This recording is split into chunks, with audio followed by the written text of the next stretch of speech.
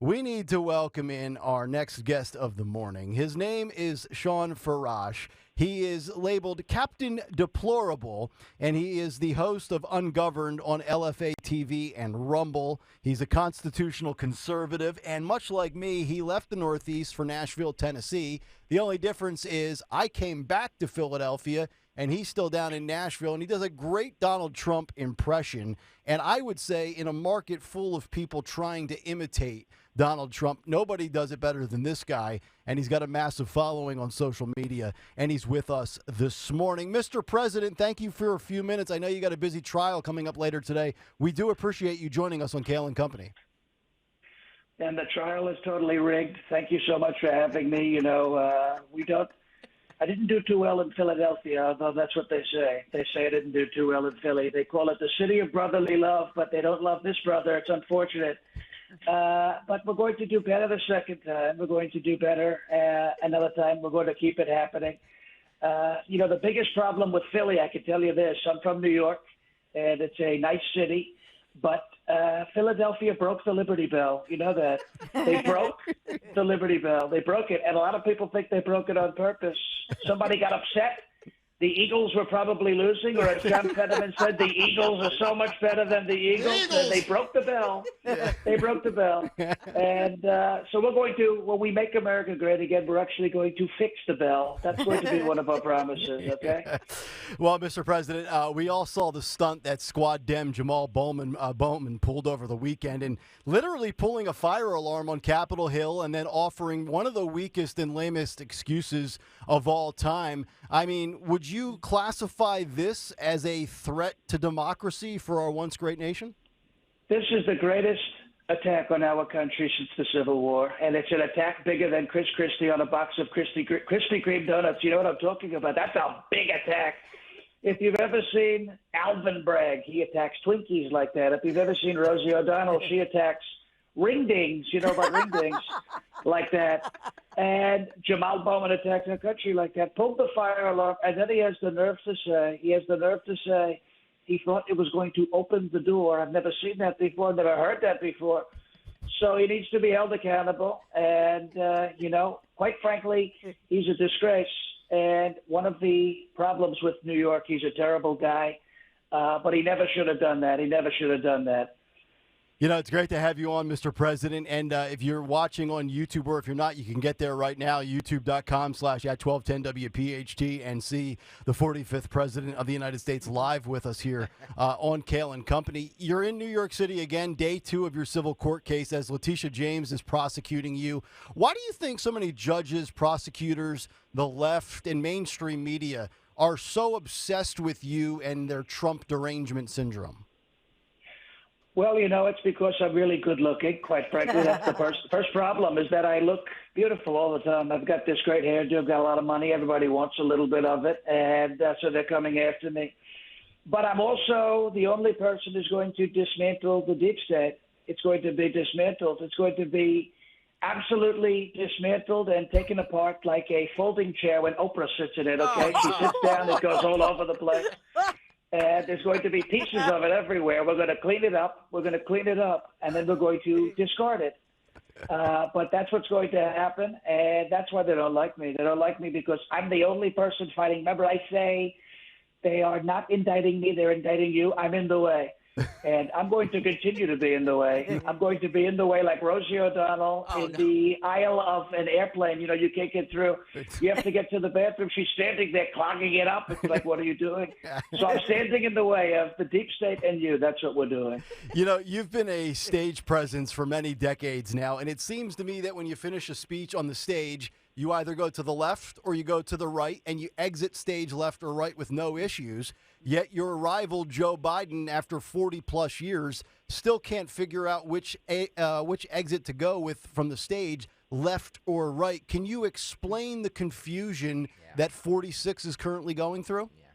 Well, we used to call him Sleepy Joe. Now we call him Crooked Joe because we used to call Hillary Clinton Crooked Hillary, and then I realized people who say bad things about Hillary wind up dead. I don't want to do that. So we look at Crooked Joe, you look at him, and there's one word that comes to mind. It's called dementia, and it's sad. It's very sad because He has no idea where to go. You know, they give you a card. I never needed it, but they gave it to me. And they give you a card. It tells you which way to go. It's like the game Monopoly. Pass, go, collect $200. He's going the opposite direction. It's incredible. He's tripping over sandbags. He's tripping and falling. The only person I've ever seen fall up a flight of stairs. How do you do that? I don't know. But he did that. And it was remarkable. Not once, not twice, but 3 times. Fell off a bike, tripped over a sandbag, did something in front of the Pope you're not supposed to do. You know, lost control. That's all we'll say. But it's terrible to see that. Never would have happened if I were your president. Yep. No question. Donald Trump joining us here on Kayal and Company on Talk Radio 1210 WPHT. You know, Mr. Trump, everywhere you go for a rally or a speech, massive crowds are sure to follow. And many times after you're done, you stop by a local eatery, a fast food chain, or a restaurant, and you feed the people, and you shake hands, and you kiss babies, and you slap backs. You know, if you, Mr. Trump, were asked to give maybe a Mount Rushmore of your 4 favorite foods or treats or eateries, what would they be and why? Well, number one, of course, would be McDonald's, the Golden Arches. You know how much I love gold. It's incredible. I built the arches with my own 2 hands, and I have to say, I would say the Big Mac. I call it a big, beautiful Big Mac. We've done that before. It's incredible. We have the Freedom Fries. They used to call them French fries. They're Freedom Fries now. Beautiful McNuggets. And the Dr. Pepper. And let me just tell you about McDonald's. When I'm your president, the ice cream machine is going to work again. Believe me, that's what's going to happen. So I'd start with McDonald's. That's number one. I would look at probably Patsy's in Harlem, New York City. Beautiful pizza, wonderful pizza. Then you have L&B's Spumoni Gardens. Those are also a great place. It's in Brooklyn. And last but not least, I would have to go with Taco Bell. It's a beautiful place. I love because you know how much I love the Hispanics. I love the quesadillas. They're beautiful. You know, you have to take that. The quesadillas and the tacos. You heard Crooked Joe's wife, Jill Biden, call Spanish people tacos. I'd never do that. I call them bad hombres because they're not good people, some of them, but I would never call them tacos. So we would say McDonald's. There's 2 pizza places in the middle. And then Taco Bell, beautiful food. All right, very good. And speaking of foods, you know, in Philadelphia, we had looting and rioting, and it was spearheaded by a 21-year-old lady last week named Meatball. She was arrested, hit with 6 felonies. She's crying in her mugshot, and she has since then taken that mugshot to sell merchandise. And the ultimate capitalist that she is, she's trying to make a buck or two. Not sure if you've seen that mugshot, and also how you might compare and contrast your mugshot, which is a very infamous image, to our local hero in Philadelphia who goes by the name of Meatball. Well, I have to tell you this, Nick, because my mugshot's not infamous; it's just famous. Okay, they call it the Mona Lisa of mugshots. It's beautiful. You know, you have the Mona Lisa, and now you have this beautiful mugshot, the modern day. It's a modern day Mona Lisa. It really is incredible. They're going to be hanging it in these museums. The Metropolitan Museum of Modern Art. It's going to be hanging there, beautiful mugshot. But you see Meatball in Philadelphia, and I'm not talking about the sanctimonious. A lot of people call him Meatball, too. We're talking about this Meatball. She was saying in the video, everybody gets to eat. I looked at her. I said, you don't need to eat, sweetheart. You need to go on a diet. Let me just tell you that. And she was in the picture and in the mugshot crying. Unbelievable. You're crying.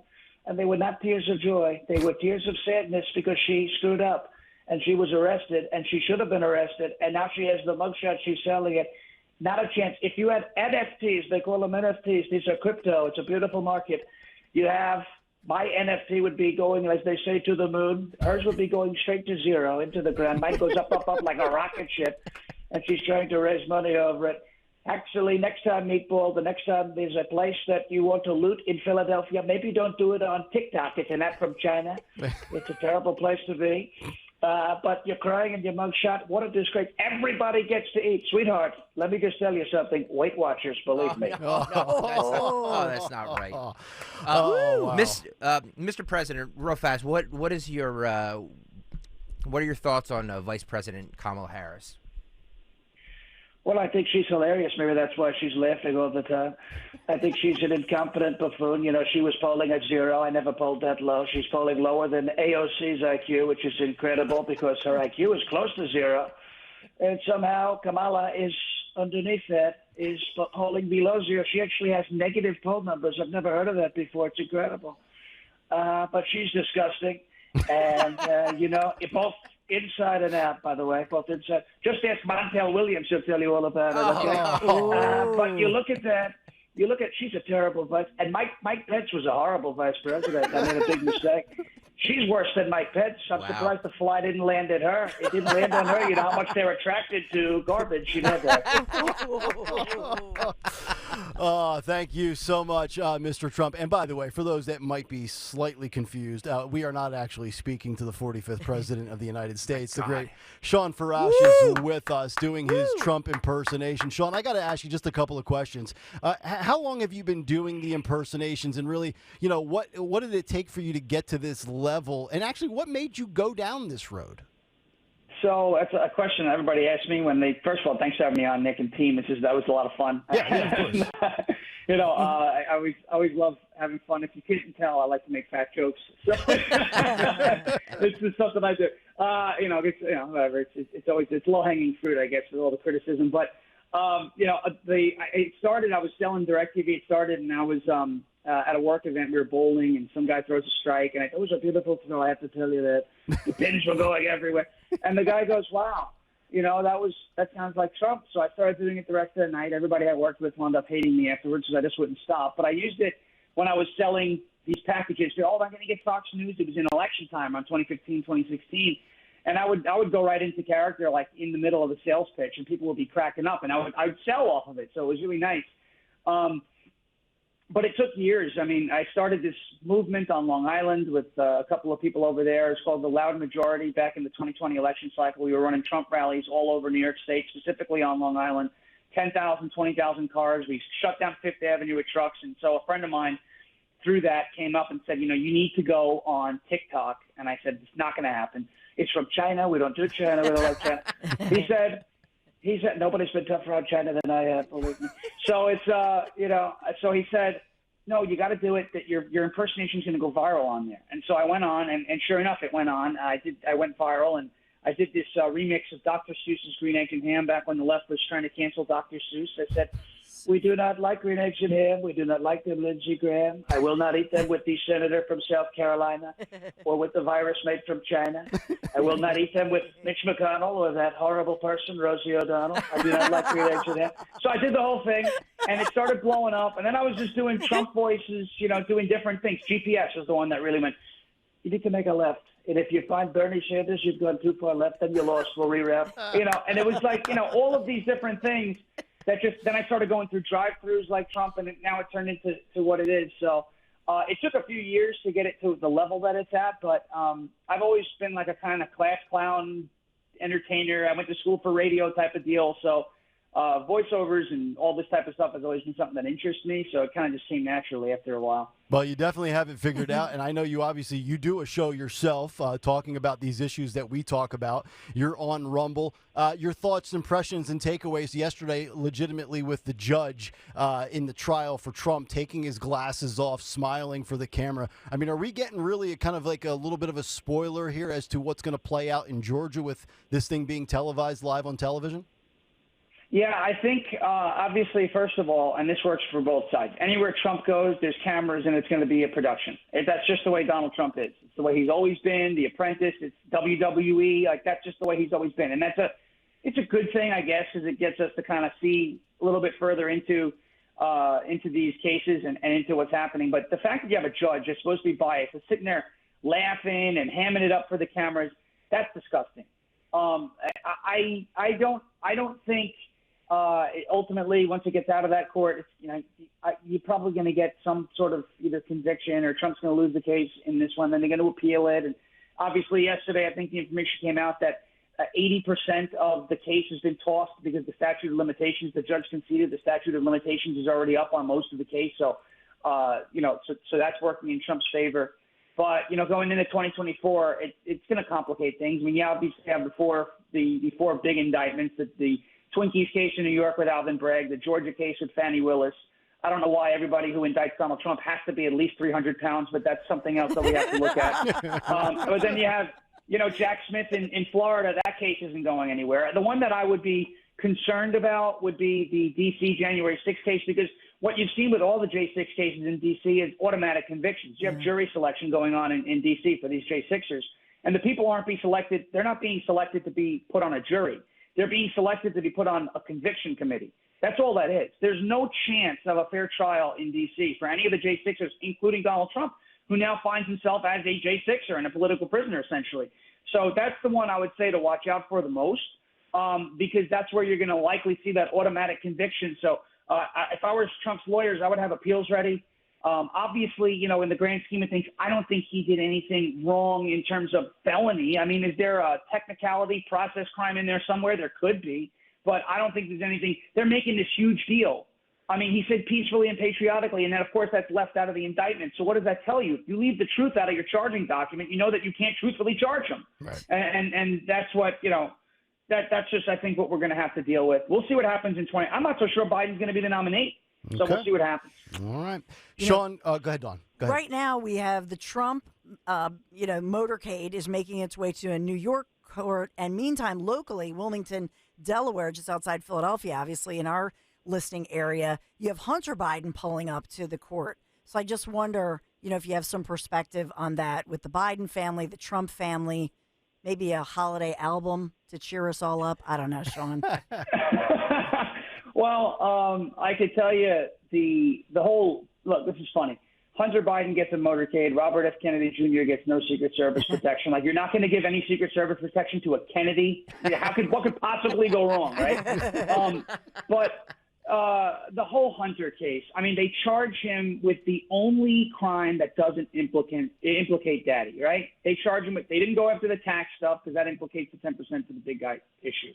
They didn't go after after any of the shady business dealings, because that obviously would implicate Joe Biden. And I want everyone to understand, too, when Joe Biden is implicated in quid pro quos or any of these things involving Hunter, especially when it comes to Ukraine, it's not about covering up for Joe. It's about covering up for Obama, because you hear that Obama was the guy, he obviously was the president. He was the one setting policy. But even Joe on tape with Michael Carpenter next to him and somebody else there. And by the way, Michael Carpenter was the managing director of the Penn Biden Center, where classified documents were found regarding Ukraine, just in case everybody wants to say there's no evidence. There's mountains of it. You just have to look.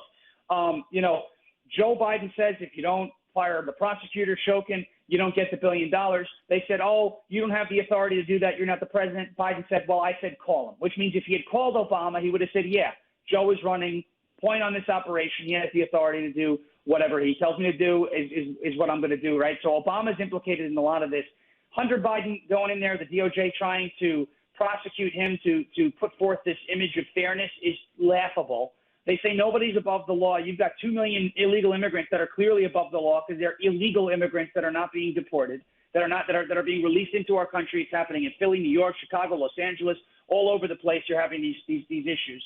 They say nobody's above the law, but in all actuality, if you're a leftist who sticks if you're Meatball from Philadelphia, you're probably going to get off on this. You're going to get away, right? So it's unfortunate to see these two things happening. Hunter Biden should be in court. Donald Trump should not be in court.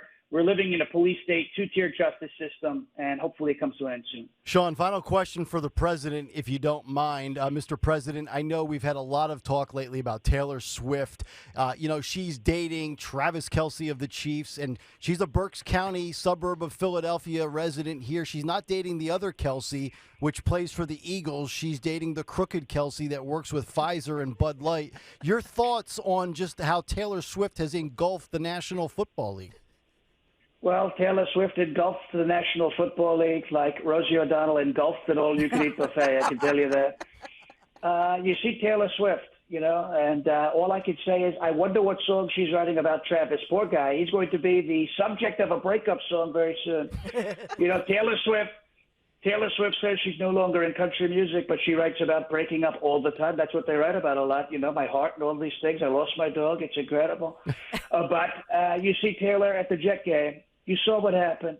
And the Jets, they're very upset about it because obviously Aaron Rodgers, and this is a football team that I know Woody Johnson very well. He's incredible. But JETS stands for Just End the Season, I can tell you that. And when you look at this, you saw what happened. There was a pass interference call, like election interference, but with a pass instead of an election. And it was nonsense. It was phony, like my indictment. Sauce Gardner was very upset. and they were very. You saw what happened. The refs rigged it. It was rigged, like the election. It was rigged. Terrible. Lots of parallels, and it's all Taylor Swift's fault. And who does Taylor Swift support? Crooked Joe. Oh, man. Isn't that crazy? The Yes. Democrats are always cheaters. Isn't that incredible? All right, Mr. President, I want you to get in the court. I don't want them to indict you a fifth time. So have a great rest of your day. Thank you so much for the time. And, Sean, thank you so much for the appearance. Thank you. Appreciate you guys. Thank you so much. There he is.